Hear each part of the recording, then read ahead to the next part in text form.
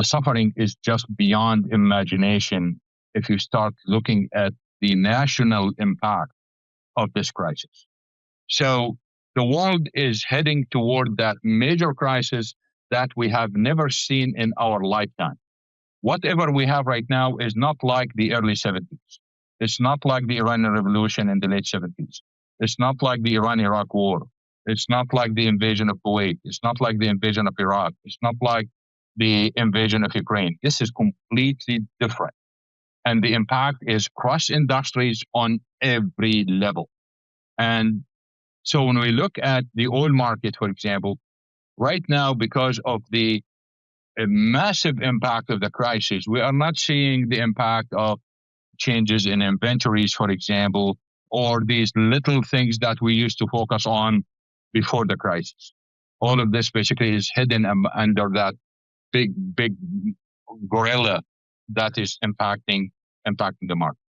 Once everything settles, and once the recession is over, once all of that basically is done completely, we are going to see a major change in energy markets worldwide.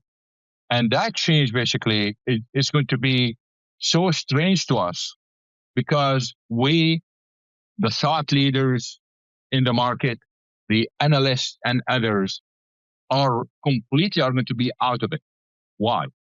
Because what China was doing in the last 3 years or so, energy sources to national security. And therefore, economics and finance does not make any sense. So they focus, for example, on increasing domestic demand of oil and gas, regardless of cost. They went like in massive investment in solar and wind and electric vehicles, not because of climate change, because of national security. So what happened is when Trump threatened Europe with the LNG weapon, because the United States weaponized LNG, and told them, look, if you are not going to give me Greenland, I'm going to cut off LNG supplies to you. What was the reaction of Europe? Immediately they got the message. So, you know what? I need to work on lowering my LNG imports from the United States. How to do it? Well, one way to do it is to focus on solar, offshore wind, and battery storage, and of course, nuclear, which is your favorite subject, by the way. And as a result, if you look at offshore wind, does not make any sense. Battery storage on a massive scale does not make any sense when you look at economics and finance. But when they tell you, look, this is a national security matter, you economists and finance guys basically are out of it, completely out of it. This is a national security matter now. Canada is doing the same right now.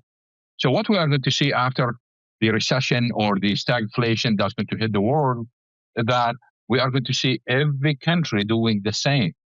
So most countries in the world basically are going to link energy sources to national security, and they are going to emphasize domestic sources. So Trump, unwittingly, all of a sudden, he gave the climate change people the biggest gift of their lives in Iran and Hormuz. And before that, of course, the trade wars and the threat of LNG.